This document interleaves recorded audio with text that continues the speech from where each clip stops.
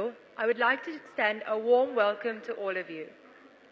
The greatest thing you can do in life is to live to your peak and to set an example that there is a way to live beyond all limitations. We have the honor of having Sadhguru with us today, and these profound words spoken by Sadhguru himself truly set the tone for what is to follow this morning. We would now like to begin this auspicious program with the melodious sounds of Isha.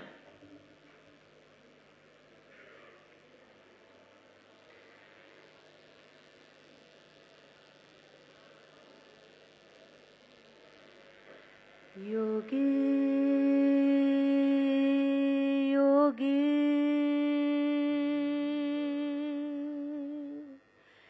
yugana, yugana ham yogi, ha yogi, yogi, yogi, yugana, yugana ham yogi, ha yogi.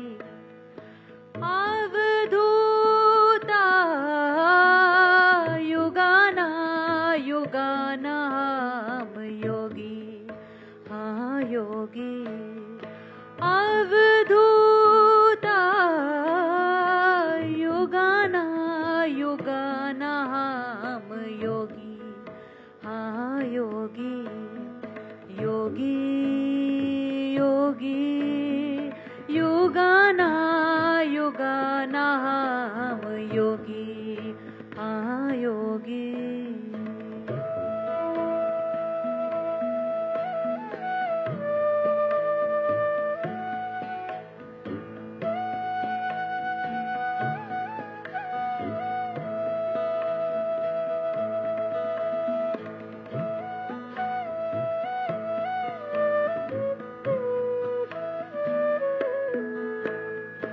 आवे ना जावे आवे ना जावे मिटे ना कबहू कबहू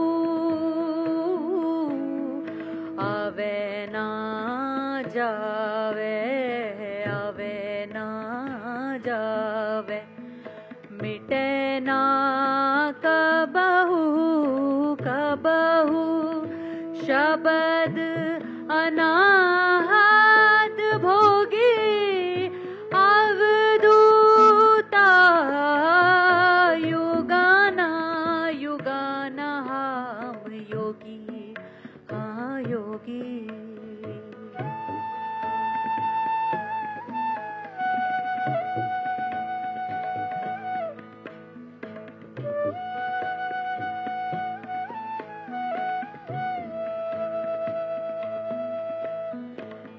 सब ठोर जमात हमरी जमात हमरी सब ही ठोर पर मिला मिला हाँ मिला मिला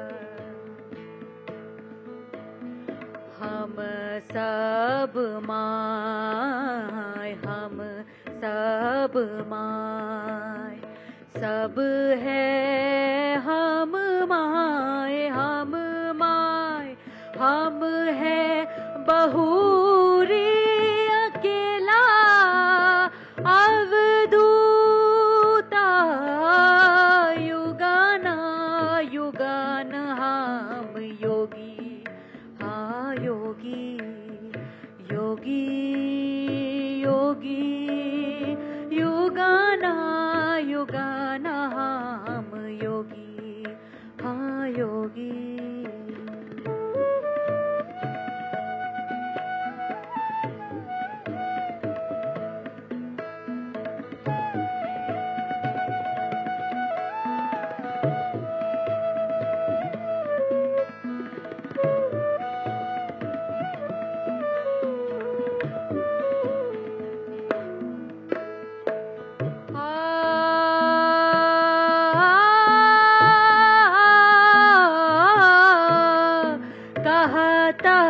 कबीरा कहता कबीरा सुनो भाई साथ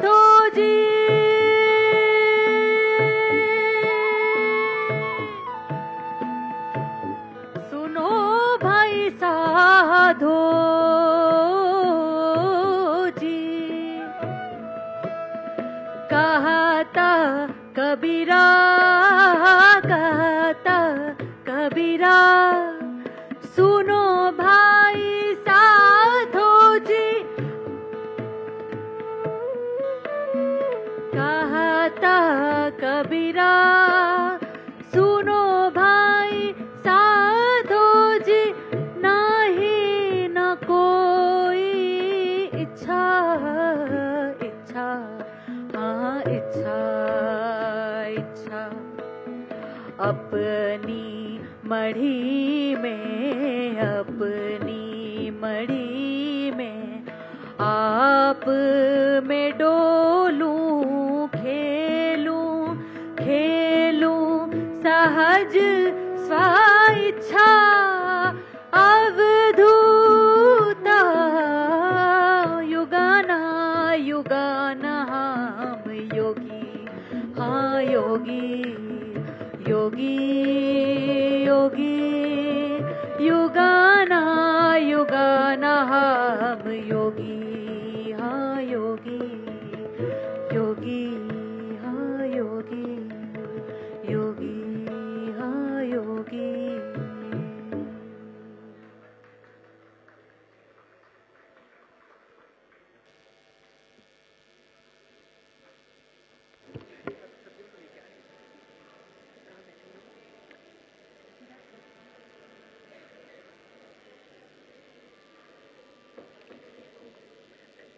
As a courtesy to our respectable speaker this morning, I request you to please switch off your mobile phones. We will now show you a short video on the Isha Foundation.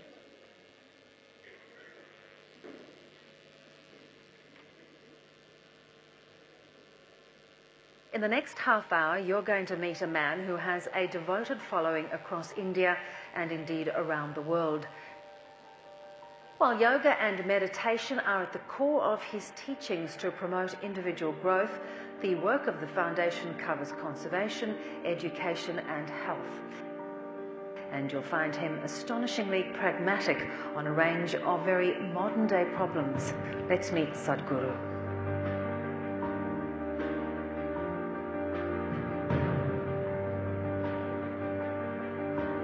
For the very first time in the history of humanity, we have the necessary resource, we have the necessary capability, we have the necessary technology to address every human problem on the planet. Even 25 years ago, we couldn't have dreamt of it. But the only thing that is missing is consciousness.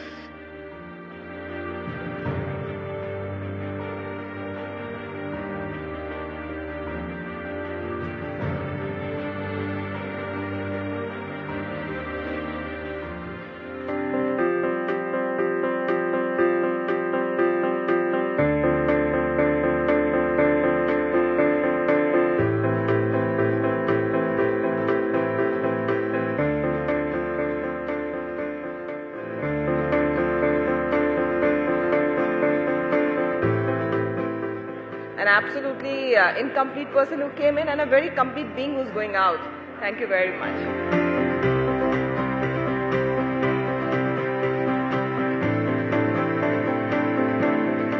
This is what I want to teach you too. That is, you can be completely intoxicated without any drug, just on life. This is a shift from wine to divine. This is the only godless country on the planet, I want you to know. This is the only place on the planet where we understand that God is our making and we have a whole technology of God making. See, the only thing that I'm really good at is just this. I can just make the air around me just crackle with energy.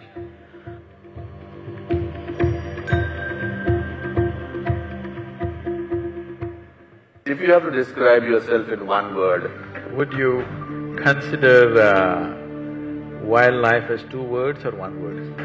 it's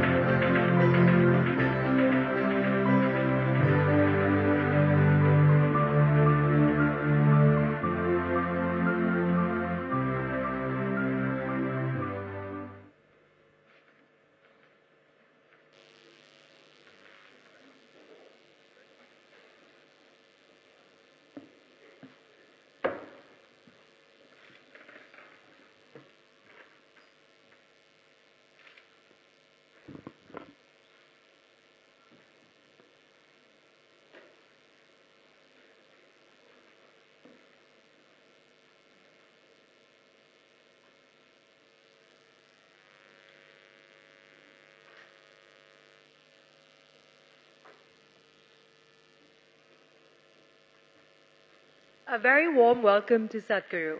It is indeed our honor to have you address us today at the Young Picky Ladies Organization program, Empowering the Feminine, this morning. A yogi and profound mystic of our times, Sadhguru is a visionary humanitarian and a prominent spiritual leader. Sadhguru has been vocal on his thoughts on the feminine. He shares that our lives can only become truly beautiful if the feminine and masculine aspects of life are balanced. He says that it's important that society realizes this and creates the right situation for the blossoming of the feminine. As we know, Sadhguru is also the founder of Isha Foundation, an international not-for-profit organization dedicated to the well-being of the individual and the world for the past 3 decades. Isha Foundation runs large-scale grassroots projects in ecology, health, and education. I would now like to request Ms. Tripti Gupta, Chairperson YFLO, to present Sadhguru with a green certificate. At YFLO, we don't believe in cut flowers. Instead, we plant a tree on your behalf. It is our contribution to the environment in our endeavor to be green.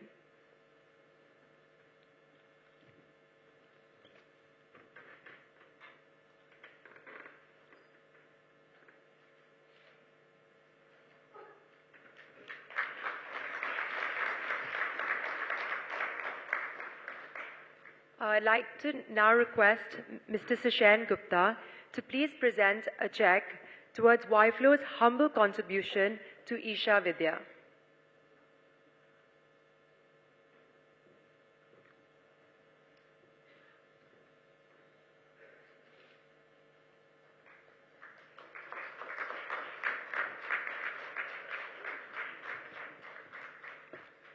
Request Tripti to please give the welcome address.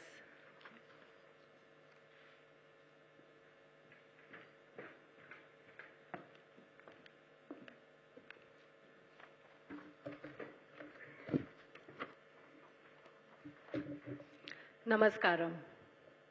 Dear esteemed invitees, YFLO and FLO members, and Isha guests, I cannot describe the incredible joy and the unbelievable excitement that has descended on this room today owing to today's keynote speaker. Sadhguru, I feel truly blessed in your august presence here today and am eternally grateful to you for agreeing to address Young Picky Ladies Organization, Delhi. Sadhguru, as you all know, is the founder of Isha Foundation and an internationally celebrated author, poet, opinion maker, and a spiritual master with a difference. Insightful and logical, his life and work serve as a reminder that yoga is not an enigmatic discipline from an outdated past, but a contemporary science which is vitally relevant to our times. With speaking engagements that take him around the world, he is widely sought after by prestigious global forums to address issues as diverse as human rights, business values, social and environmental issues. YFLO is proud to contribute to Isha Foundation's cause of educating the girl child under Isha Vidya. We are very humbled by Sadhguru's presence here today and are thrilled to have him enlighten us on the topic of empowering the feminine. There is no one more equipped to demystify this topic, which has so many layers and perspectives, than Sadhguru himself. It is a matter of great honor and a privilege for YFLO, and almost a dream come true for me personally, that he has agreed to be with us today. It truly seems like a manifestation of my theme for the year: dream, believe, and achieve. Please put your hands together as I now invite Sadhguru to enthrall all of us with his immense wisdom and unparalleled wit.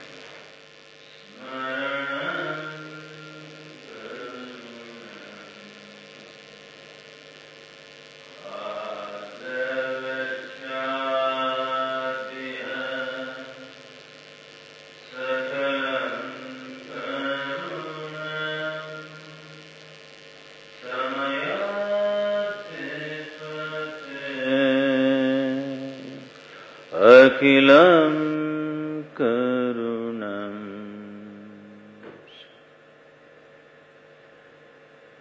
Good morning everyone. I said good morning.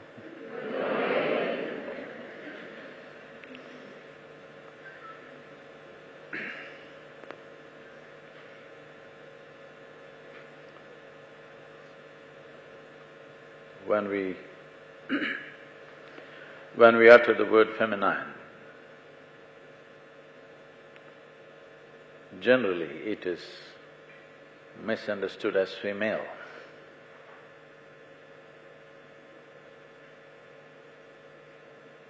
Why are you keeping them in the dark?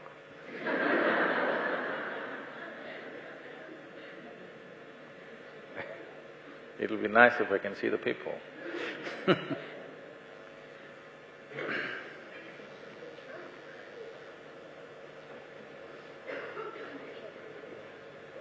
That's good. It's a Diwali time, it's supposed to be a festival of light.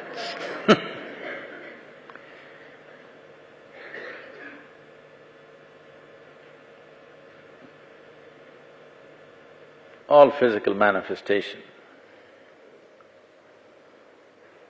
in the very nature of things, can only happen between polarities. To put it in a very dry terms, it would be positive, negative. If we have to express this in terms of nature, we say masculine, feminine. If we have to refer to this with a little more reverence, we call it Shiva Shakti. But essentially, we are talking about the nature of physical existence, that it can only happen between polarities. Now, the moment we divide, the compulsiveness of wanting to judge which is superior, which is inferior, enters a certain level of mind. What is superior, what is inferior? Good and evil, God and devil, man and woman, masculine and feminine. Now, the crassness of logical mind tries to judge which is superior, which is inferior. From this, many layers of confusion,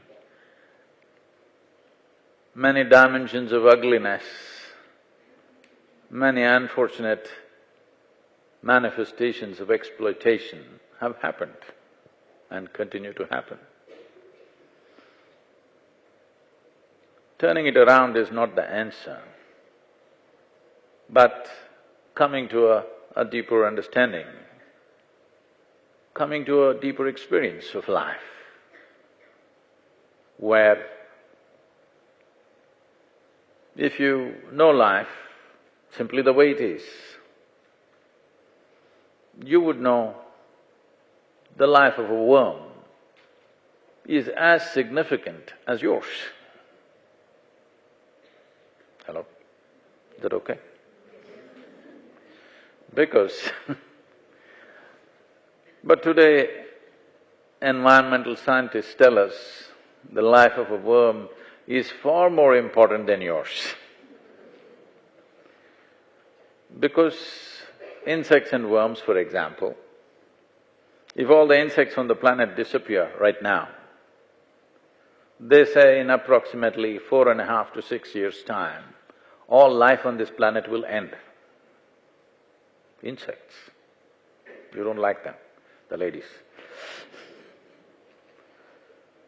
If all the worms disappear right now, the life on this planet will end in about 1.5 to 2 years' time. If you and me disappear, the planet will flourish.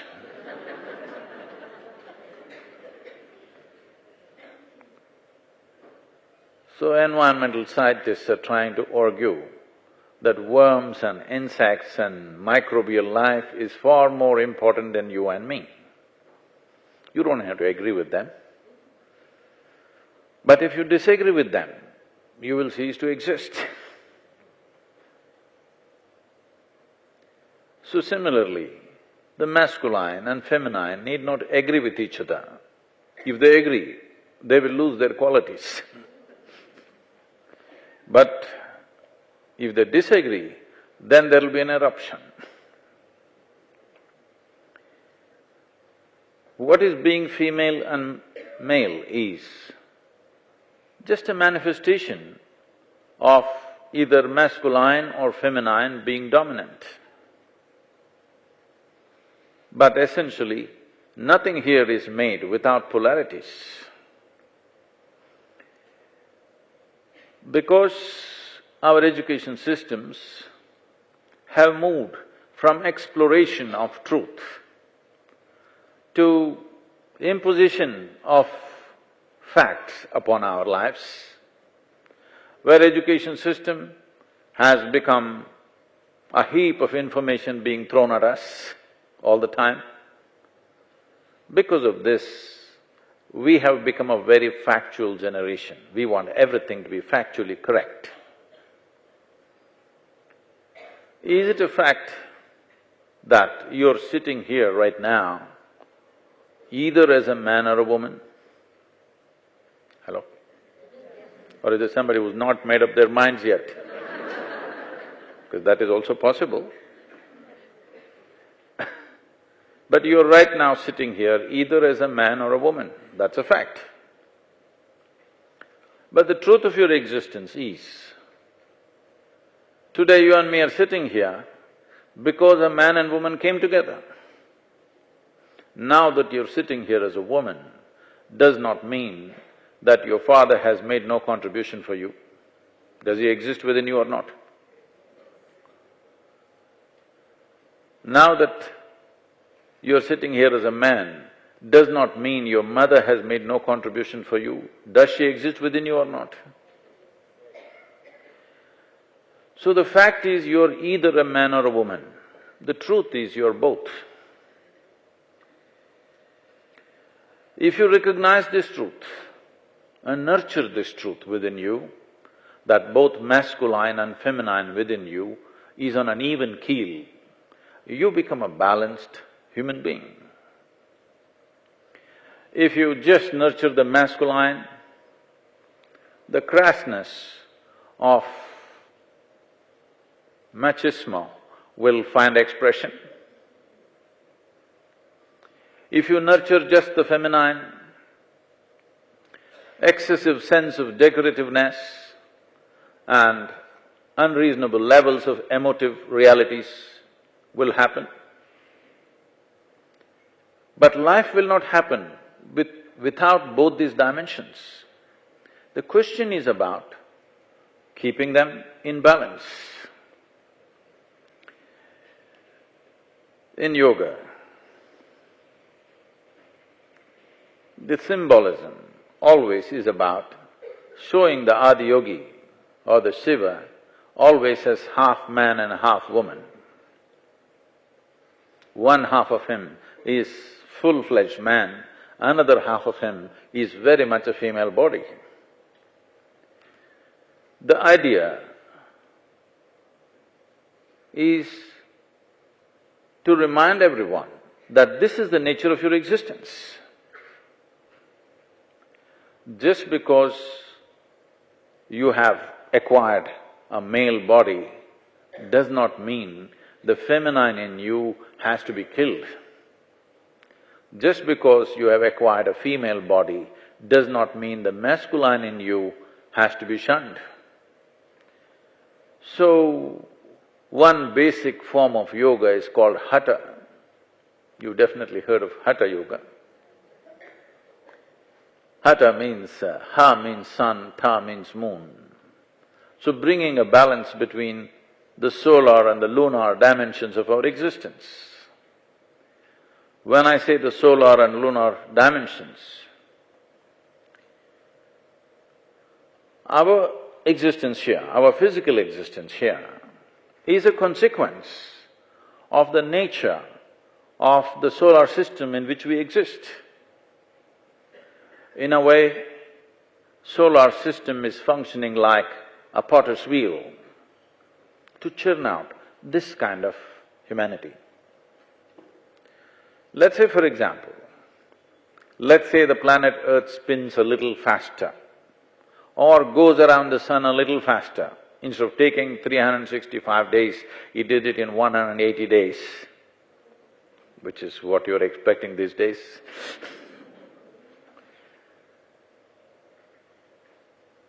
The very shape of life on this planet would change dramatically.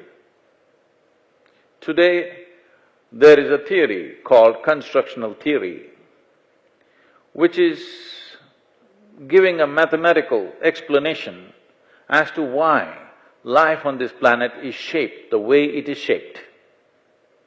How the geometry of all physical existence, particularly the life on this planet, and how the geometry of the solar system and how the geometry of the larger universe are connected, and they cannot be any other way right now, unless some dramatic change happens in the way the solar system functions.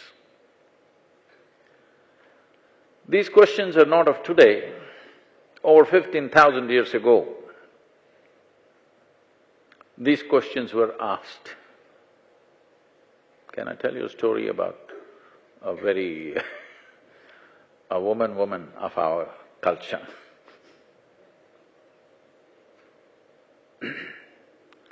When Adiyogi was seen either in absolute stillness or in ecstatic expression of dance,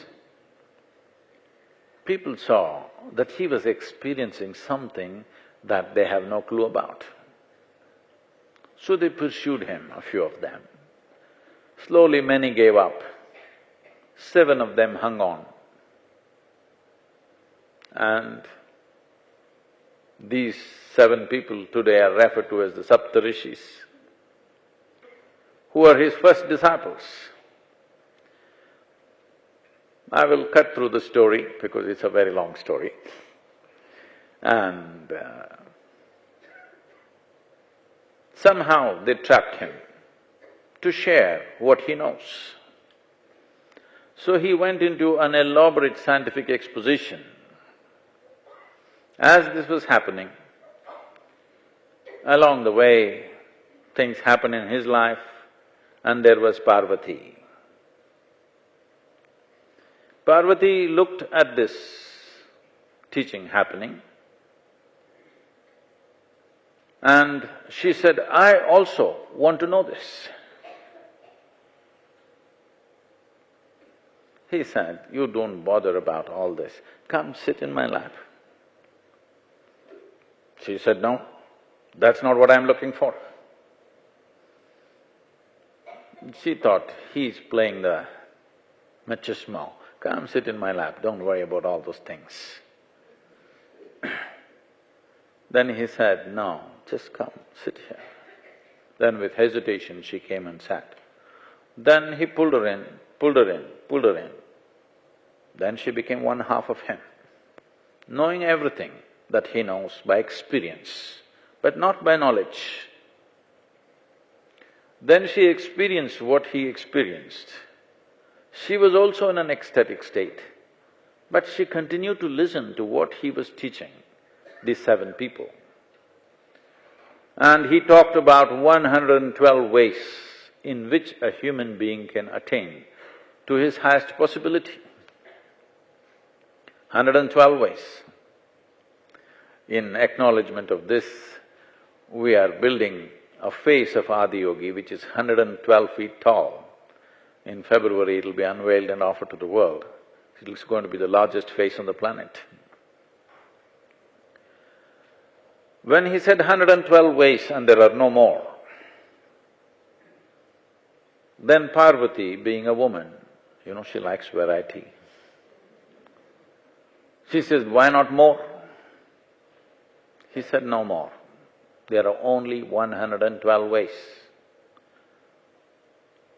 He kind of was dismissive. There are no more ways.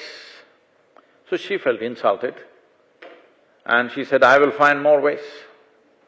He said, fine. She went away for many years, performing very severe austerities. Then she came back. He was still expounding these sciences to these 7 disciples. So she came and sat one step below him. This is the language between them. She doesn't want those guys to know that she has failed. She is his wife, she can come and sit next to him, but she comes and settles down one step below him to indicate she has failed. Now same question comes up in the minds of the 7 people. When he says 112 ways and the dimensions of intelligence that a human being can explore within themselves, they say, why can't we evolve to a better place where all this process can become easier? Today, modern science and modern generations are asking similar questions. Why can't we have a bigger brain? What today's medical sciences are saying is, over 20% of your energy, when you're sitting here in a resting place, 20% of your energy or more is consumed by the brain. It's such a small part. This much of your body right now is consuming 20% of the energy. Remaining 80% is running such a large part of your physiology. That's how energy consuming your head is.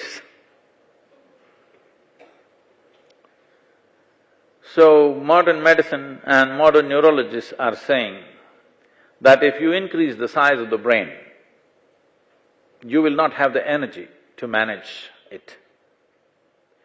Another way of doing things is to increase the size of the neurons or pack more neurons. If you pack more neurons, you may have more intelligence, but you will have no clarity. You will have too much static going. You will see this in some children. They are born with enormous intelligence, but too much static. Unless you slowly… Actually, what you're doing by doing certain things is to kill a certain number of neurons in the brain so that it becomes more clear. If you increase the size of the neuron, the energy will not be substantial. You will not have the energy to fire it. If you increase the number of neurons, you will not have the clarity. So they're saying, in the very nature of things, you cannot increase the size of the human brain. This Adiyogi said 15,000 years ago. He said, unless some dramatic change happens in the solar system, you cannot physiologically evolve any further than the way you are right now. But you can go through a conscious evolution. You can evolve beyond the identifications of your body. This was the fundamental thing which came up in a debate between Parvati and these 7 people. They were looking at everything logically.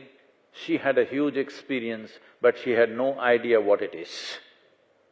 They knew everything about it, but they did not have an experience. This is usually the dichotomy between masculine and feminine. So Adiyogi said, he included her and showed that he himself can become half man, half woman, and that's the only way you can know it and still experience it. Otherwise, you will know it intellectually, but you cannot experience it. Or you can experience it, but you cannot know it. So to bring this balance between masculine and feminine is the true empowerment of humanity. This understanding or this misunderstanding of splitting humanity, human species into two halves and thinking they are two separate species. Today the language in the world has become as if men and women are two separate species. This is going to be very disastrous for everybody, not for any one person or not for any one segment. For all, it is going to be disastrous if we start treating men and women as two separate species. We need to understand this is one species. It is just that to fulfill the process of life, there are many levels of activity which needs to happen successfully. There is a survival process. Today's survival process may mean going to the office, but that was not the case till recently. Survival process meant hunting, survival process meant agriculture, survival process meant war. When this was the case, masculine was most important. A man was most important for the survival process. But survival process by itself is meaningless, then you don't know what you're surviving for. So in many ways, a woman is like the flower of human species. There is a root, there is a stem, and there is a flower. A root is most important, without a root there is no plant. But if it doesn't flower, okay.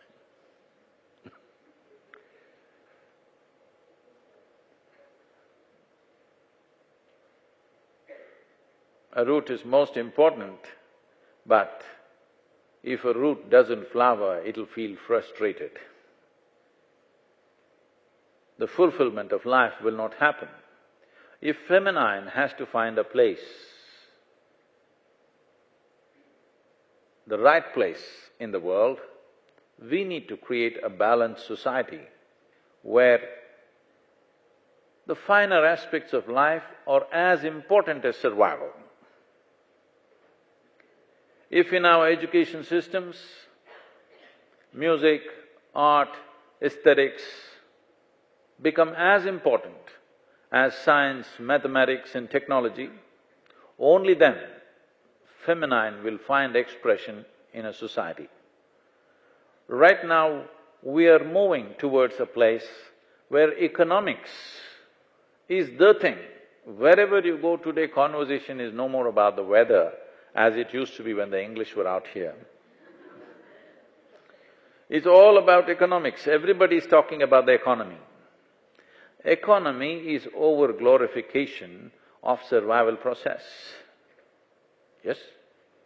This survival process over-glorified. Too much significance to survival means feminine will die. Well, women may find their way, but the only way, today as I see, the only way a woman could be successful is she has to act like a man. This will be the worst thing for the feminine. The feminine has to flourish if our lives have to remain beautiful. We must understand what is useful and what is beautiful is equally important. If we start thinking of life as utilitarian, what is useful and not useful? The flower is not useful, we have to get rid of all the flowers. They are no use, we can grow vegetables. Yes, you can grow cauliflower, of course.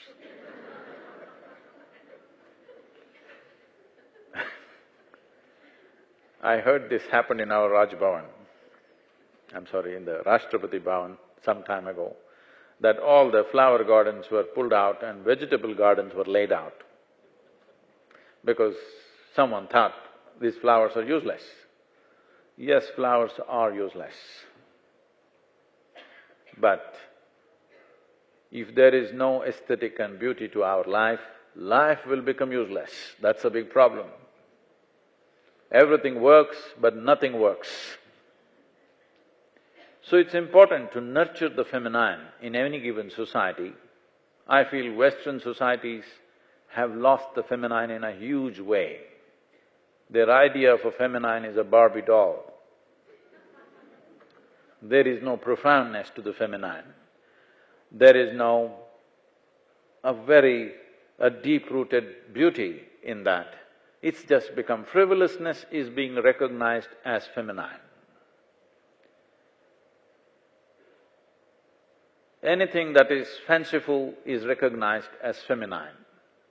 Profound is not recognized as feminine. It's very important that as we had recognized in the past, we must understand, I don't like to dwell upon the past glories, because what matters is today and tomorrow for us. But there is something to pick on our past, because this was one culture which recognized feminine as important as masculine, if not more. It is only because of continuous invasions. When invaders came, the first thing that they laid their hands upon was your wife and your daughter. So, slowly we buried them inside for safety. What was done for safety after some time became a standard practice. Now those times are gone. Now it is time for us to look at it, rather than imitating the West in just making women as masculine as we can make them. It is very important that we bring a culture where there is a balance between the masculine and feminine. You being a man or woman is irrelevant. That's a different aspect. But having masculine and feminine in equal proportions in the society is of great significance and very, very important if we want to live a balanced life. Today we see in the world, particularly in the West, beginning to happen in our societies, big time now, is there is a huge sense of depression. A root or a plant that cannot flower naturally will become depressed. Masculine which doesn't find some kind of expression in the feminine will become depressive. A totally masculine mind will become dark and morbid, depressive mind. This is what you see. It started from Europe big time. Nobody can suffer like Europeans, I have to say this. In terms of economic well-being, Europe has the longest history of material well-being, continuous. But the level of depression, the level of human suffering, you can see this in the art, in the music, in the literature. If you read Dostoevsky or somebody like this, you understand what is the depth of suffering. An Indian man can never suffer like this.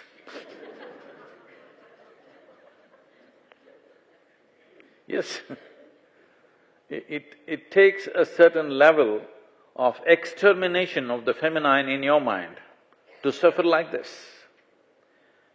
If the feminine is on in you, it will find a way to make something beautiful out of little things. But if you have exterminated the feminine from your mind, everything is perfect, but nothing works. This culture of wanting to be efficient, wanting to be competitive, wanting to be better than somebody all the time, makes a society more and more masculine. As it makes it more and more masculine, you will see economic prosperity will happen, but human beings will be only tools to the economic process. And economic process should have been the tool for human well-being. Instead of that, human beings will become the tools for economic process. The economic engine drives on the fuel of humanity. Today our education systems are structured like this. Our children are the fuel for the economic engine. Our children are not human beings. Our children are cogs who are supposed to fit in to some machine somewhere. Where in India, this is of deep concern. I came to know in the month of January this year that over 18,000 children committed suicide in our country. Children are committing suicide means obviously we're doing something very wrong. Yes or no? When children, fresh life, which should be exuberant and bursting with joy, if that is wanting to end their life, obviously we're doing something very fundamentally wrong with life, isn't it? Over 7,000 of these children were less than 12 years of age. And one of the main reasons is, in India, passing mark is 98. It's just brutal. It's absolutely brutal that passing mark is 98. And if you get 98, these mad parents will ask the child, where is the other 2%? As if he stole it.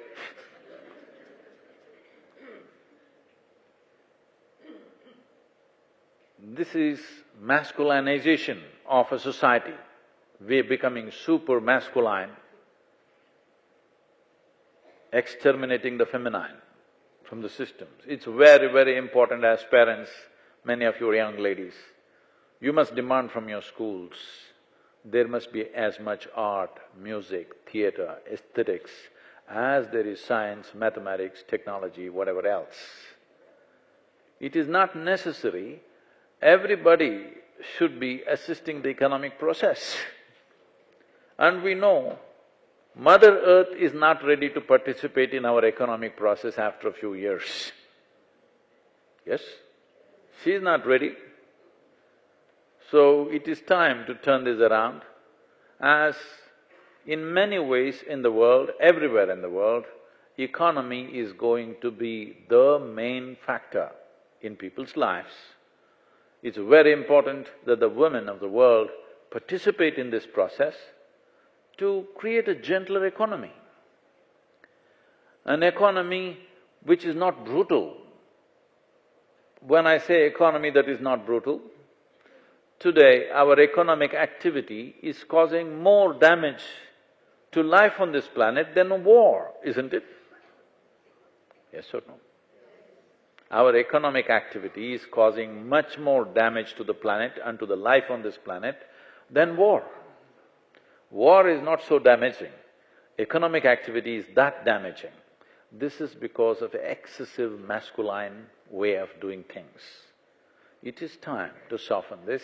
It is very important in business leadership, in the boardrooms of this nation and in the world. There should be women who are feminine, not women who have crossed over, who are trying to act more masculine than men. Not those women, women who genuinely have something feminine alive in them. And also men who are not ashamed of being feminine when they need to be.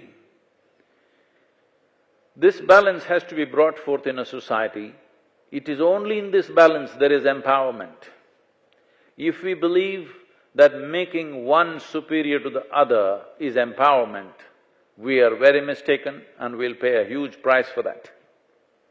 Making masculine superior or making feminine superior is not going to bring well-being to our lives. In bringing that sense of being equal within this. But if this has to happen, what is most needed is our identity has to rise beyond our physical structure. Constantly thinking who is a man, who is a woman all the time, what it means is, we're getting identified with reproductive organs, that's what it means. It is not nice to be identified with body parts. If you must be identified with body parts, at least let's choose the brain.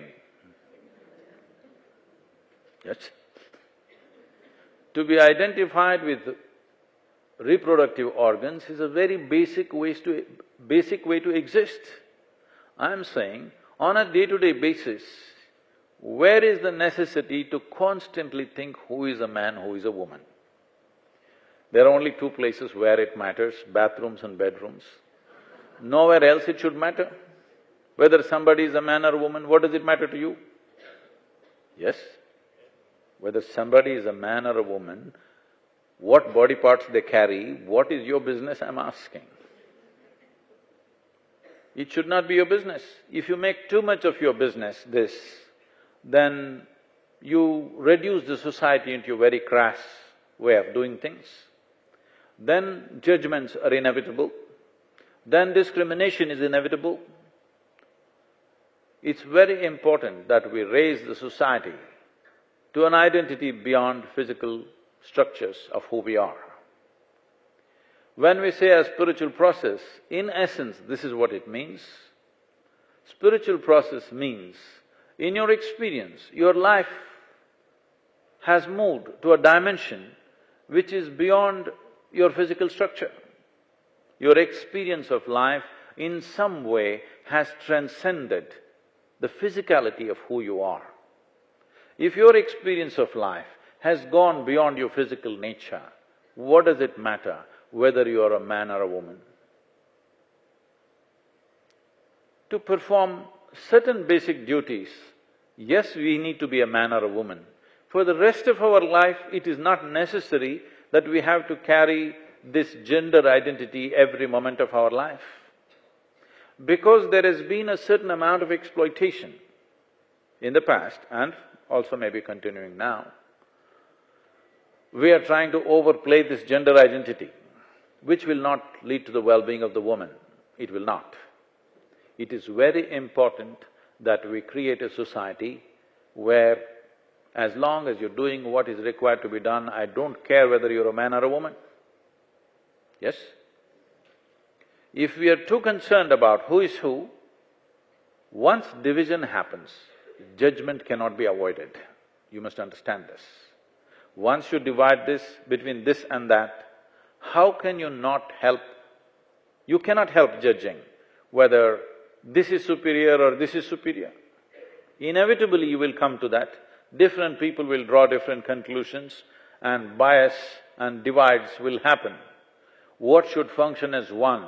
Unfortunately, at least if you don't function as one with all life on this planet, at least as one species that must happen, isn't it? Looking up to something, looking down on something is the nature of a very basic intelligence. I must tell you this.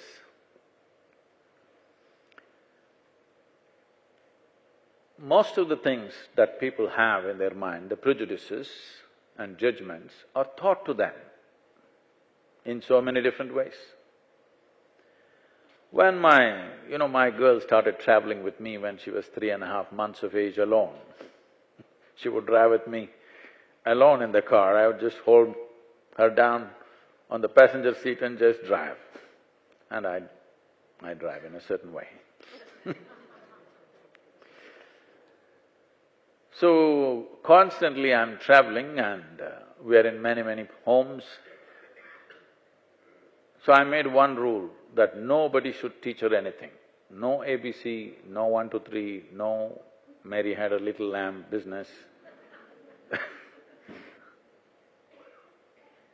I don't want her to know whether Mary had a lamb or not.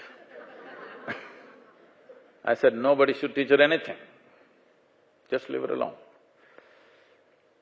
And she just started paying attention, nobody teaches her anything. By the time she was 18 months, she could speak 3 languages fluently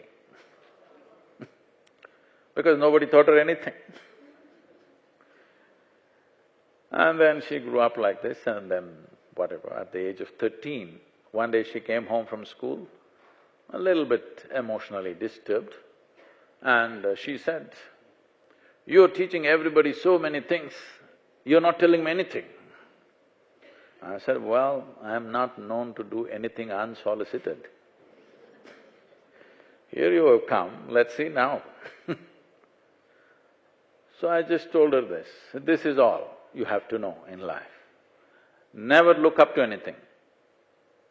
Never look down on anything. If you just get this much, you will see life just the way it is.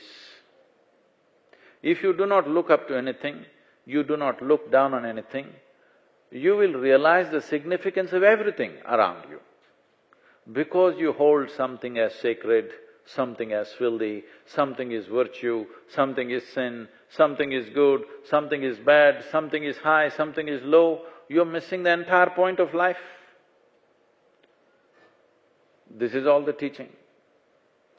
Don't look up to anything, don't look down on anything. It's very simple, but most minds are so prejudiced, invariably they look up to something, they look down on something else. If you look up to something, invariably you look down on something else, isn't it? Can you stop it? No. But people have always told you, this is God, of course this is something else. If we bring our society to a balanced state of hatha, that means the sun and the moon in you play an equal role. When I say the sun and the moon, I will not go into the mathematics, the hall is largely full of ladies, so I don't want to become unpopular.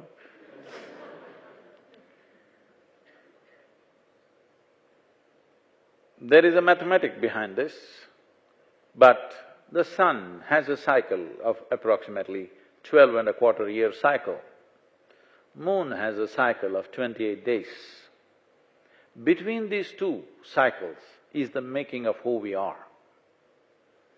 We know this much well, even if you cannot understand the cycles of the sun, you understand this, that if our mothers' bodies were not in sync with the cycles of the moon, we wouldn't be born, isn't it? So between the cycles of the sun and the moon, the masculine and the feminine functions. To find balance between these two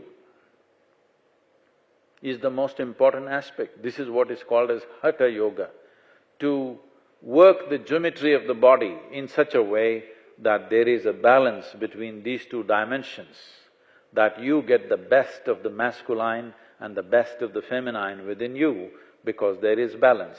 If there is any skewing of this or that, then suddenly you find it becomes a kind of an extreme expression. A skewed expression of masculinity will lead to one kind of ugliness, a skewed expression of feminine will lead to another type of ugliness. Bringing a balance between the two is the true empowerment of humanity. I'm sorry if it was expected that I was supposed to empower just the feminine. The feminine is truly empowered only when humanity is empowered with balance. The feminine will find expression only when we create a society where there is balance and stability. If society moves into strife, naturally man will dominate, isn't it? Yes or no? You may have 1,000 years of culture, but tomorrow morning, if there is strife on the street, man will dominate the place or not? Definitely he will. So it is in the interest of the feminine that there must be balance in the society, there must be stability in the society. Only then feminine and women will find full expression to all that they are capable of. Otherwise, very stifled women. Largely, very few societies in today's world can claim their women are finding full expression. No. They are desperately trying to be men because being like a man defines your success. We have created a playing field where only masculine can succeed. Today, women have access to many things that they could not dream of 50 years ago. This is not because of any great evolution within the human mind, this is simply because of technology. Technology has leveled everything. Technology has moved human activity from brawn to brain. Because of that, women are finding reasonable access to variety of things. If the muscle ruled, man would rule. Now, how much muscle you have, nobody cares, unless you are in some WW whatever nonsense. The success in the world is no more determined by how much muscle you carry, which was so just maybe 100 years ago or 200 years ago. How much muscle you carry definitely determined the success of who you are in the world. Today it doesn't matter, not because people have evolved, simply because technology has taken away the significance of the muscle. All you need is two thumbs to text. You don't need a whole body. So, we've come to a place where technology has created a physical space where men and women can participate in equal measure. This is the time to create a psychological space, a spiritual space where men and women can participate in equal measure so that masculine and feminine will have an equal play, so that human beings will flourish, human beings will know the peak of their life, human beings will know what it means to blossom within themselves, rather than from the time they're born till they go to their grave, they're only striving to survive a little better. This has become the way of the Western world. I just landed 48 hours ago from United States, and United States is right now kind of going through a certain process. Don't think this is a fight between masculine and feminine. It is masculine and super-masculine fight.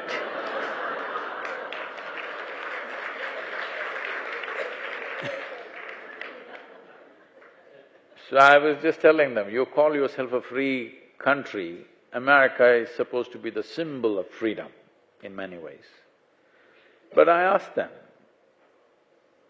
I was in Tennessee and it's a very strong religious state. I said, you guys claim to be strongly religious. Suppose Jesus came tomorrow. He won't come to Tennessee because he'll get crucified, that's different. Suppose he came somewhere. The Mormons claim he will come only in Missouri.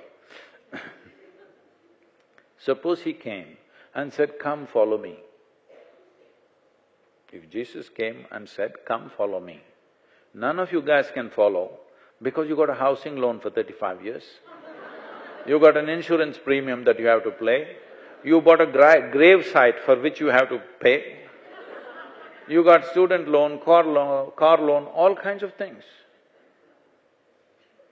Jesus stands there and says, come follow me. Your bank is here. You're not going to go there because anyway you're a slave for next 35, 40 years. I'm saying even if the most significant dimension arrives in your life, you cannot change the direction of your life. This is not called a free world. This is an enslaved world. So when we glorify economics to the peak, this is what will happen. All of us will get enslaved in such a way, even if something tremendous comes our way, we cannot change the course of our life. Is it not important in human life that we keep at least a little bit of freedom, that something significant comes means we can change the course of our life? No? Is it not very important? It is very, very important, otherwise till we go to the grave we will be only for paying bills. This is America. Till the last day they're paying bills.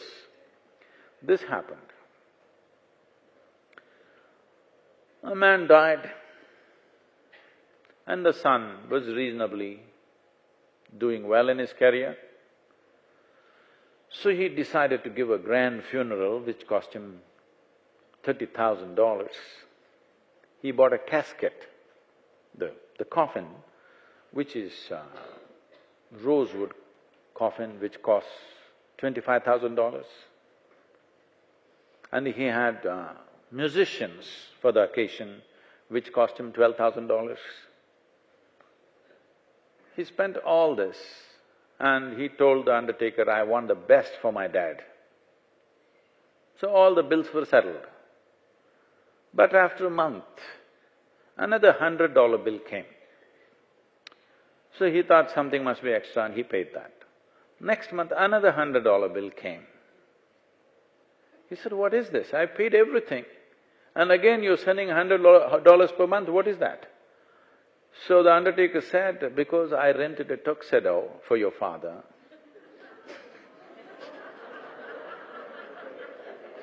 Every month you got to pay.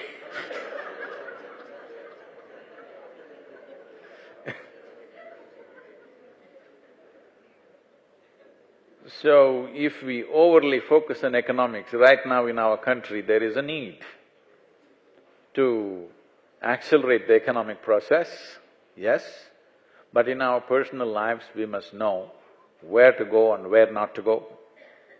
Our life should not get tangled up in just survival process. Being tangled up in survival process means we have lost our feminine. Masculine is still ruling everything. This is why survival looks like supreme. Survival is not supreme. Once you have come as a human being, survival is not going to fulfill you. If you came like any other creature, yes, stomach full, life settled. But once you come as a human being, survival is not supreme. Survival is just only one aspect of our life. If we make survival supreme, that is when masculine becomes dominant, feminine will shrink. It's important that spiritual process, aesthetics, beauty, everything is as important as utility, economics, survival, as important. This must come into our education systems, this must come into our social milieu, this must essentially come into our media. She thinks it's not possible. So, in only making this happen, empowerment of the feminine can happen, because you must understand what you call as feminine is… what you call as a flower is a fragile expression of a sturdier plant. But without the flower, the plant would mean nothing. So what we call as feminine is a more fragile expression of who we are, but without it we would be nothing. So it's important that we allow this life to flower. If this life has to flower, the necessary circumstance and atmosphere has to be created.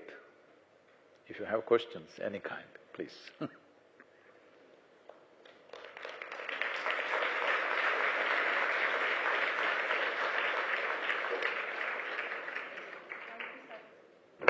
Thank you, Sadhguru, for your incisive words and captivating anecdotes. The floor is now open for questions. If you had told me the cow is blue, I wouldn't have come dressed blue, huh?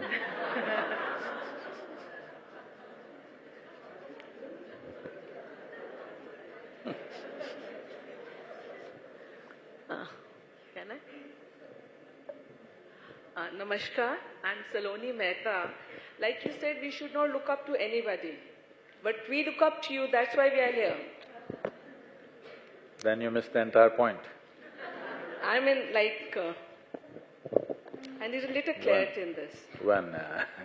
When I said this to my 13-year-old girl at that time, when I said you do not look up to anybody, she glanced at me, what about you, kind of That's what I'm saying. thing. I said, not even me. Because the value of who I am, you will only know and cherish it, really value it, only if you look at me just the way I am. If you look up to me, you will make me like somebody that you already know.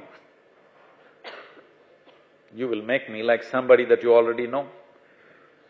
Maybe you will make me God, then you will nail me to your wall. Then you miss the entire point. If you see me just as I am, you will realize the immense value of what it is. If you look up to me, you will want to place me on a pedestal, or you would want me to go to heaven so that you can live peacefully. When you start looking up, slowly up means up, isn't it? So don't look up to me, I'm still alive. When I'm gone, you can look up, but I won't be there in the cloud. I'm not one of those who hangs around in the clouds.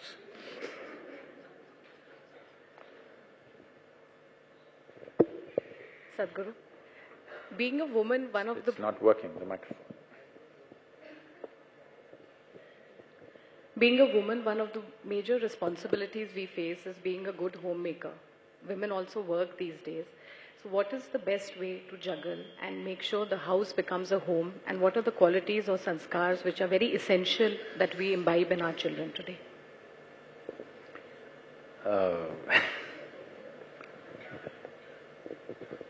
You must open a chat group on WhatsApp, Telegram, Twitter, Facebook, just for your family.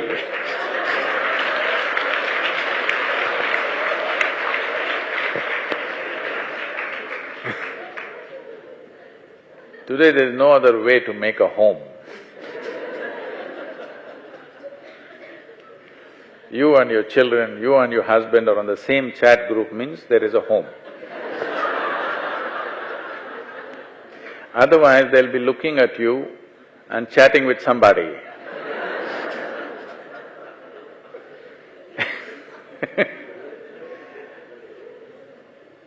So it's very important, if you have children, if they have not already grown to a point where they're on a different chat group already, if they're still young, one of the most important things that you need to do is, this may be a little more challenging in India than elsewhere, but it's very much possible. It's very important that you expose your children to nature. Nature need not necessarily mean you have to go to some tiger reserve. You can just walk somewhere. On a Sunday, instead of sitting in front of the television, or instead of being on this or that, which are variety of online caricatures, if you take your children out to experience something which is life. See, a child does not listen to what you say, I want you to understand this. They attach no significance to anything that you say. Parents are always surprised and they're breaking their heads, but they're absorbing everything that's happening around them. They're not listening to your talk, they're not interested in your talk, because anyway it doesn't make much sense. You know, when your parents were talking, these things did not make any sense to you, but how do you expect it'll make sense to your children? But they're absorbing life. If you expose them to life other than human societies, they will absorb life in an unprejudiced way. They will not… coming back to this subject if we have to, they will not discriminate between what is male and female, what is masculine, feminine. They… in a more fundamental level of intelligence, you grasp, for life to happen, every aspect is needed. It is only in the logical mind that you can eliminate one and highlight the other. But in reality, everything is happening as one, isn't it? If your children has to grow up in a balanced way, this is something you must invest in. That you, along with them, not trying to teach them ecological lessons, not trying to give this and that, just being in nature is a great lesson. I know this culture has not come up in India for a variety of reasons, but you can bring it back, we're trying to bring it back in many different ways. Just going out, you must see, we do this both in the United States and here in our… We take children and camp in the jungle, they think. We walk them through the jungle, and when sundown happens, we camp. They can hear all the sounds of the jungle. They think they are in the wild. but actually they are in a fenced area. But they don't know that. They're experiencing this as real jungle because they can hear the elephants, they can hear all the other sounds. How children mature in a matter of 3 to 4 days is unbelievable, you know. The level of maturity that comes into them, especially city children who come there, who always lived in apartments and with a certain sense of unreality in their mind, they mature so fast. In a matter of few days you can see this change. In United States, because our center is very large, it's over 1,400 acres, so we have enough space to camp in many places which are really wild, but they have shot up everything that was wild. There's really no wildlife except a little bit of mountain lions which are not really of much danger. But here it's tiger country, so we don't want to camp in the jungle, but we camp somewhere where children believe they are in the jungle. But just being there, absorbing all the aspects of nature, children will mature in a fantastic way. Your life, it is… just because you have a child, it doesn't mean you have to create a human being. There is no such thing, okay? That is done by the creation, not by you. It's a privilege, it's happening through you, but you can't do it. Yes, can you create a life? No, it's happening through you, that's all. Such a privilege, most people go through it as enormous stress. Here and there they smile, looking at their children. Rest of the time, only stress. Sadhguru, One second, we'll come to you. Anyway, the human species is not in danger. If you feel you're not ready for something like that, there is no compulsion that every one of you must deliver a child. Unless you believe, unless you are clear that you are going to produce a child which is at least a couple of notches better than you. Yes, it's very important that when we produce a next generation, in some way they must be better than us, isn't it? If we are going to produce a generation which is less than us, this is crime against humanity. Yes, it is. So if you're not so clear about it, human species is not in danger, that we have to encourage everybody, please have children. I'm trying to institute an award for all those young women who are capable, physiologically capable of having a child, but they chose not to have a child. I want to institute an award because there is no better service to humanity. Because right now we are 7.3 billion people. At the beginning of 20th century, we were only 1.6 billion people. In 100 years, we are 4 times up, 7.6 billion. The United Nations makes a prediction that by 2050, we will be 9.6 billion people. By 2075, we are supposed to be 12 billion people. At this rate, it doesn't matter how much wealth we have, what we have, our children and their children cannot live well on this planet. Yes or no? So the greatest thing that we can do is plan to reduce the human population in the next 50 years rather than increase the population, and as if it's some kind of a prediction. It's all right to say tomorrow is going to be raining, tomorrow is going to be sunny.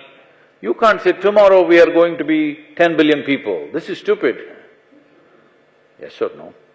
We can decide by 2050, instead of being 9.6 billion people, we will make it 5 billion people. You don't have to kill anybody, you just have to slow down the reproduction. Yes? I think this is the most important responsibility. So a home need not necessarily mean bursting with children. That was our image when we were agricultural societies, when there was lot of land to be tamed, we wanted 10 sons. They used to bless. 100 sons you must have. You know, Dhritarashtra had 100 sons and what a mess.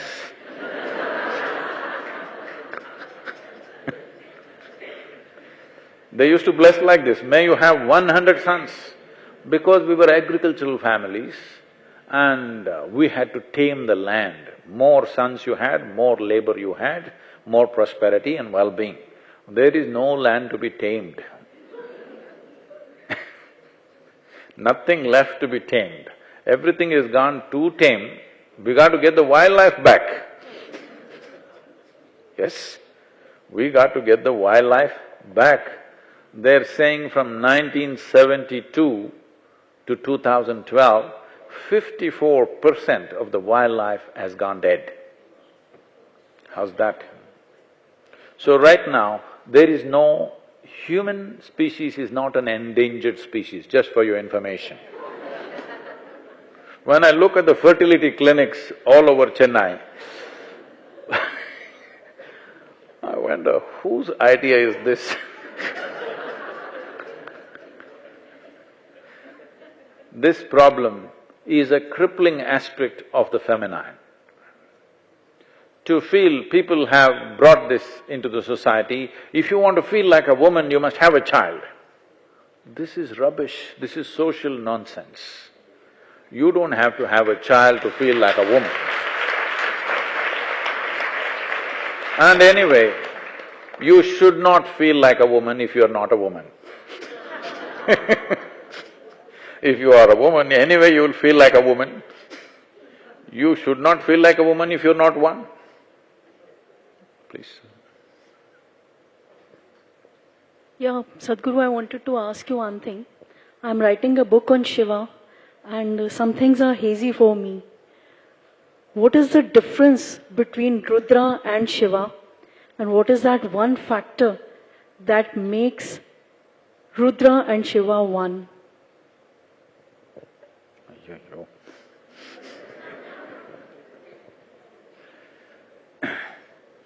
Because this is essentially about the feminine today, let me talk to you only this context, but don't write a book based on what I say just now because it's only an incomplete aspect. What we refer to as Shiva is, Shiva means that which is not. That means unmanifest. 99% of the cosmos is unmanifest. But today, modern physicists are saying this unmanifest dimension of the existence is tremendously powerful. They don't know what it is because they're not able to measure in any sense as to what it is, what is its nature, because it's not physical in nature. It is from this context that today modern physicists are saying, we not only do not know, we shall not know. They're openly saying this. Because all instruments of measurement, including your sense organs of your visual apparatus, your hearing, your smell, your sense, your taste and your touch, is all about the physical nature. If something is beyond the physical, there is no way for you to perceive what it is. So from this context, they're saying, largely it's unmanifest, it is dark, and we don't know what it is, so we're calling it dark energy. Here in this culture, in the yogic culture, we always refer to this as kala. There are two aspects. In India, in this culture, we don't have two separate words for time and space. Time is also kala, space is also kala. Kala means darkness, darkness means space. So you must understand this. In your experience of life right now, because of the nature of the visual apparatus you have, you can only see that which stops light. You can see this hand because it is stopping light. Something so vital as air, generally you cannot see it because it doesn't stop light, unless you happen to be in Delhi, of course.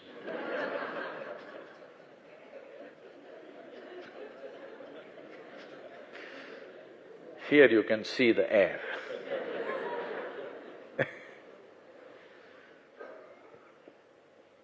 So anything that does not stop light is not in your perception, because for you to see, it has to stop and reflect light, only then you will see it. So what is considered space is dark because it doesn't stop light. Light may be going through, but you don't see it because light was not stopped by anything.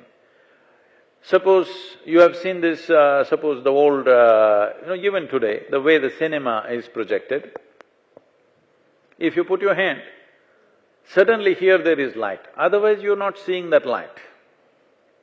It is going there and creating a full-fledged drama for you, but you don't see it. But if you put your hand, the light stops right here. So light cannot be seen or experienced by you unless it's stopped by something. So all that dimension that you cannot see is dark for you. So that dimension of space is referred to as kala, and time also is kala. Here we are seeing, within our experience, we see time is the basis of space. In the sense, only because there is time, point A and point B are possible. Generally, logical thinking would be, because there is a distance, there is time. No, because there is time, distance is possible, space is possible. So we don't have two words for this. Kala means time, kala means space. So this dimension of unmanifested existence is called Shiva. Shiva means that which is not. When that which is not is just there, if little bit of energy play happened, which we refer to as Shakti, suddenly he roared. When he roared, he took the form of an ellipsoid. Today there are computer-simulated images of what the Big Bang could have looked like. They're all in the form of ellipsoid like this. This is what we refer to as the linga or the first form. So we said that which was Shiva, that which was unmanifest, when it manifested, it came out in the form of a roar. A roar means a Rudra. A roarer is a Rudra. He roared for a period of time. So that phase is called as Rudra. When he settled down into many manifestations today that we refer to as creation. But just based on this short answer, don't write a book. Sadhguru, my question is how to create reality? How to? Create reality. Create? You said create? Yes. Oh, if you create something, it is not reality, isn't it? Reality means that which is already there.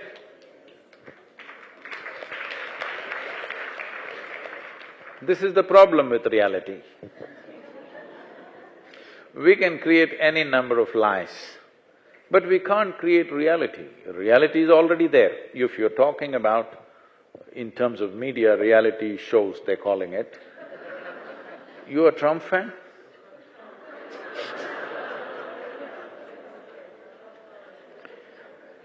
So, reality means that which is already there. With that which is already there, the only thing you need to do is to perceive it. We're talking about creating reality because today we have come to a place socially where people are more expression than perception.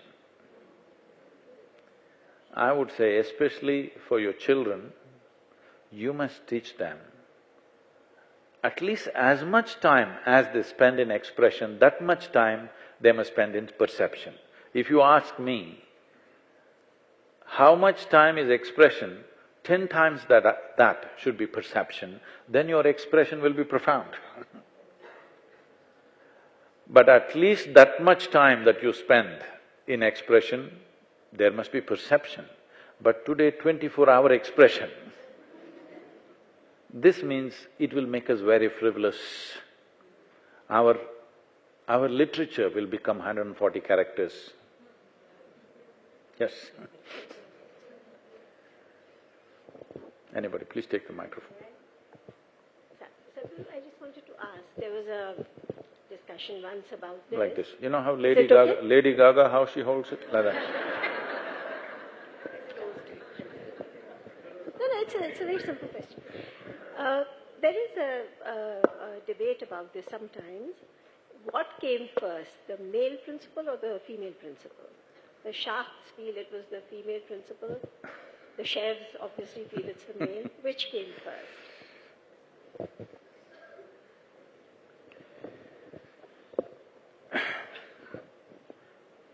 On a certain day,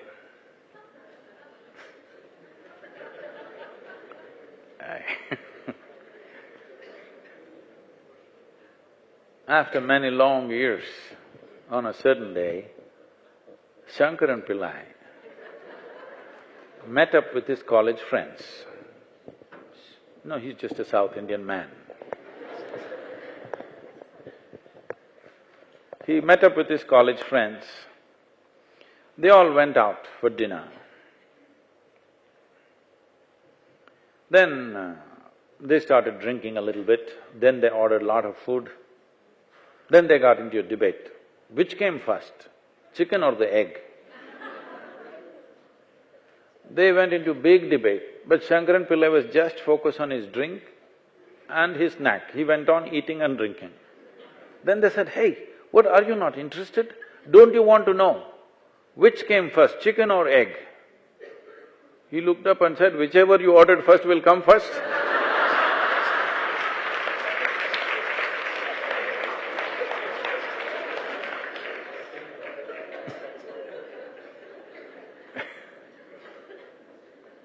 Don't try to draw me into that one now.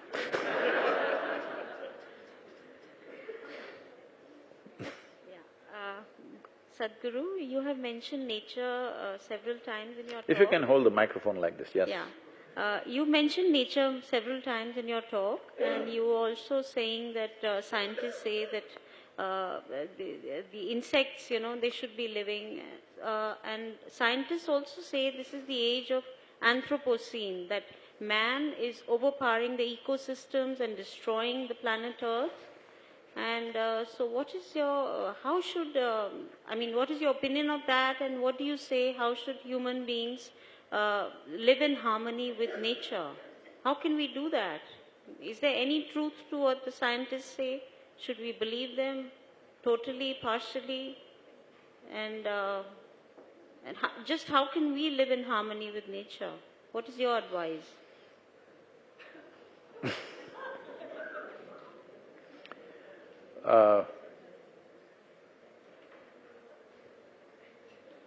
I happened to be in an international ecological conference.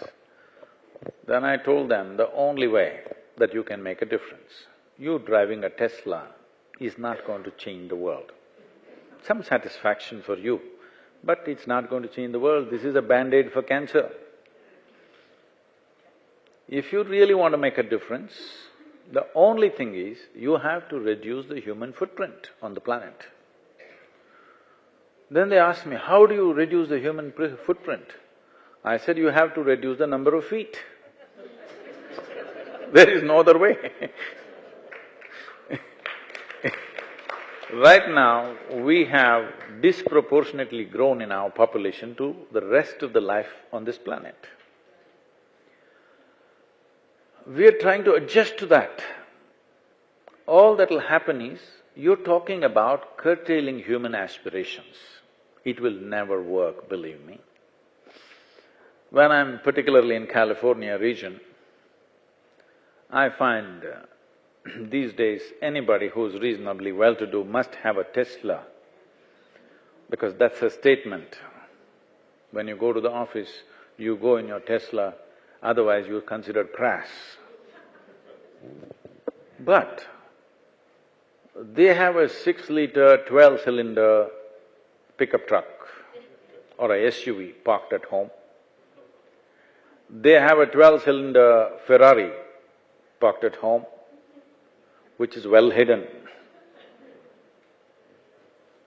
But when they go to the office, they will go in their Tesla. I'm saying you cannot contain human aspirations, but you can easily control human population. If you control human population, people can live whichever way they want and it'll not be a problem.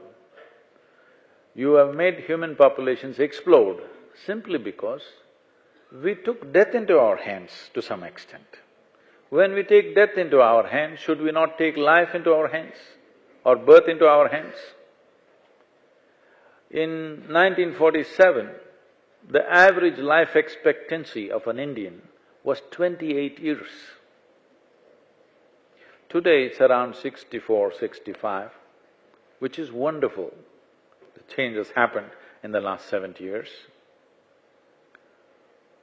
So when we are living longer, is it not important that we produce our children much later? Hello? I know today many families where 5 generations are alive at the same time. It's not good. I'm not saying old people should die. Young people should come later, isn't it? Maximum 3 generations, okay. 5 generations living right now, that means 2 people have become 30 people. Where is the space, I'm asking? We're thinking of exporting them to Mars, but that's a long time away. Men can go to Mars, where will the women go?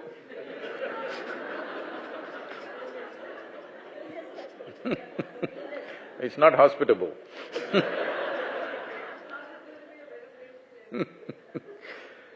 So, it's very, very important. We are talking about ecology like it's some other subject.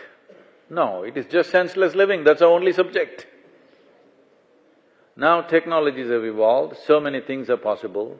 You ask people to curtail their aspirations, believe me, it's not going to happen. People will pretend on the surface, still do what they have to do. You cannot curtail human aspiration, but very easily you can control human populations. But there are all kinds of religions, religious people encouraging have more children because their market is that. Miserable population means more religion will work. Yes, because they will promise you somewhere else there is a better place to live, you know. They're talking about a better place elsewhere. See, we must understand this. Like never before, human intellect is firing like never before. More human beings can think for themselves today than ever before in the history of humanity. One should start thinking, inevitably you have to think logically. Once you think logically, the problem is unless something is logically correct, you cannot swallow it. This is the nature of the human being of tomorrow. If you don't have the courage to reject certain things right now, believe me, your children will become like this. Even if God appears here and says something, if it doesn't make logical sense to them, they're going to reject it. Yes or no? So once this happens, heavens will collapse. Heavens are already crumbling in your minds. It will fully collapse in the next 25 to 30 years, believe me. After all, what is there in heaven? In Hindu heaven, food is very good.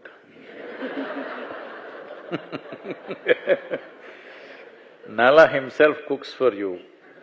If you are really a foodie, you must go to Hindu heaven. In another heaven, white-gowned ladies are floating around in the clouds. If you like that kind of ambience, you can go there. In another heaven, you will encounter virgin problems. If you like that, you can go there. But what is the qualification to go to heaven? This happened in Alabama. You know, you heard of Alabama? It's a very special state. It's a Sunday school, Sunday morning, the Sunday school teacher is going full on, full fire. The audience is not adults, they're tiny tots. That's where it starts. He was going full speed and then he asked in a bombastic way, "What do you have to do to go to heaven?" Little Mary stood up and said, "If I scrub the church floor every Sunday morning, I will go to heaven." Absolutely. Another little girl stood up and said, "If I share 50% of my pocket money with my less privileged friend, I will go to heaven." Correct. Another little boy stood up and said, "If I help those who are in need, I will go to heaven." Correct. Little Tommy in the back bench stood up and said, "You gotta die first."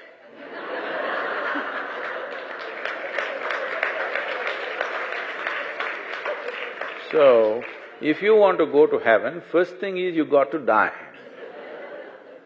If you die, whoever you may be, all right? Whoever you may be, however rich, however beautiful, whatever you think of yourself, we will either bury you or burn you or throw you to the birds, depending upon which culture you belong to. Because this body is something that we have borrowed from this planet, it's best to put it back. Yes, if you've not done anything eco-friendly in your life, believe me, you will do this one eco-friendly thing.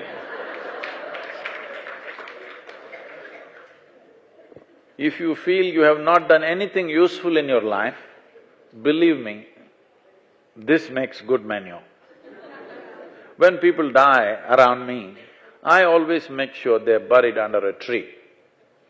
I see the next 2-3 months the tree is having a party. It just bursts out with joy, with more leaves, more flowers, more everything. So, you don't have to worry whether you will be useful or not, you will be useful someday, the question is only now. So anyway, you left your body here and went to heaven. So you're in heaven but you don't have a body, now what are you going to do with good food and virgins, I'm asking. I'm saying, if you ask 3 questions, all the heavens will collapse. Yes or no? If you don't dare to ask, your children will ask. When heavens collapse, the human longing to experience something more will not go away. This is the way we have dealt with this longing. Human being is always longing to experience something more needs to happen. You may not be able to articulate what that something more is, but something more needs to happen. In pursuit of this something more, many destructive things, many wacky things, many crazy things are being done. But the important thing is, you want to somehow have a larger slice of life. Yes or no? So the way we have conducted the humanity till now is, don't worry, you're miserable here, but when you go there, it'll all be great. But if heavens collapse, what will human beings do? The longing to experience something more is still there. They will do crazier and crazier things. One thing that will happen is, we will move towards chemical solutions in a big way. I'm sure people in Delhi, you know that you are moving towards chemical solutions in a big way. I was in New York City with a very large group of people, and I asked them, what percentage of people in New York City do you believe can sit in the evening peacefully without even a glass of wine? I'm considering wine as the smallest dose. Many people need many more things, but without a glass of wine, you can sit peacefully by yourself. How many? They have went into a debate and they came back and said, 5%. I was in London with a very prominent group of people. I asked them a similar question. What percentage of people in London could sit peacefully without even a glass of wine? They said, well below 1%. I think you're getting there too. See, I remember 35 years ago, in small towns in India, there would be 10, 20 people who would be recognized as people who drink. People used to say, oh, they're drunkards, we shouldn't give our girls to their family because they're drunkards. Today, if you don't serve drink, nobody will come for your wedding. Yes or no? In a matter of 25, 30 years, to be peaceful, we need chemical help. To be joyful, we need chemical help. To be ecstatic, for sure we need chemical help. But even to be healthful, we need chemical help. Pharmaceutical industry is outpacing the food industry. Do you know this? Pharmaceutical industry is slightly over the food industry right now. Food industry is $7.6 trillion. Pharmaceutical industry is edging ahead of that. That means we need more medicine than food on this planet to stay healthy. One fundamental reason why individual human beings, societies and nations aspire for affluence is so that we have a choice of nourishment, and next thing is a choice of lifestyles. But countries which have an enormous choice of nourishment and lifestyles, for example, United States, 70% of the population is on prescription medication. The other 30%, of course, buying drugs off the street. This is simply because human longing to experience something more and heavens are collapsing. As you begin to think logically, heavens will collapse, but the longing to experience something more will not go. Unless we provide a logically correct, scientifically verifiable spiritual process where people find access to the source of their experience and they can create any experience that they wish within themselves, unless this possibility is unfolded in the next 2 decades. If we don't do this, believe me, in another 50 years' time, 90% of the humanity will be on some kind of chemical for their daily sustenance. When this happens, as I said earlier, one fundamental responsibility that we have is we produce a better generation than who we are. We will fail in this fundamental responsibility. If all of us are on chemicals, the generation that we produce next will be much less than us. If we want to avoid this, this is what we need to do. A logically correct, scientifically verifiable spiritual process need to become an express need in the society, in every society. This is what needs to happen, and if we are really concerned about our children living well, just nurturing only our children well is not going to help. We need to create a society which is healthy, isn't it? You can't just make your children well and not be bothered about the rest unless we create an ecosystem of well-being. If there is no ecosystem of well-being, our children living well in future is just an empty dream. Let's make this happen. Thank you very much.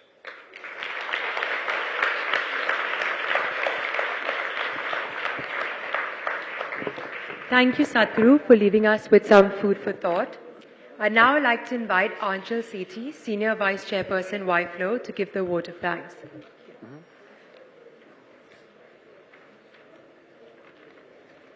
A very good afternoon, everyone. Seldom does one get an opportunity to encounter an unfailing wit, thought-provoking wisdom, and an enchanting presence. Today has been such a day for all of us here to have Sadhguruji amidst us. Sadhguruji, you have made it a very special and a memorable event for us to remember. A guru is not someone who holds the torch, he is the torch. Sadhguruji, you are the torch for us. On behalf of YFLO, I extend our profound gratitude to Sadhguruji for taking out his valuable time today to address us. I hope we can gather all the pearls of wisdom shared by him and craft something worthy and beautiful. May I now request Ms. Shubhra Gupta ji, past President FLO, to present a token of appreciation and deep gratitude to Sadhguru.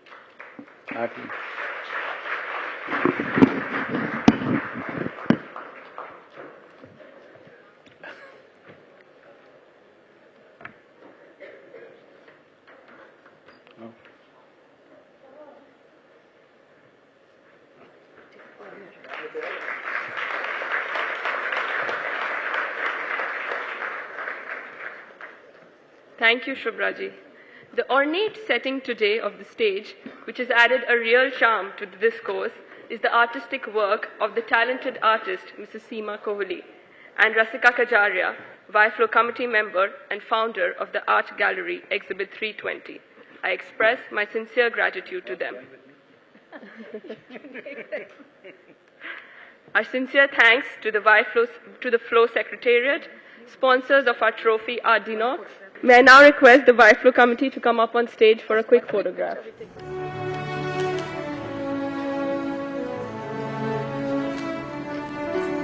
Everyone come this side. पीछे face नजर नहीं आ रहा।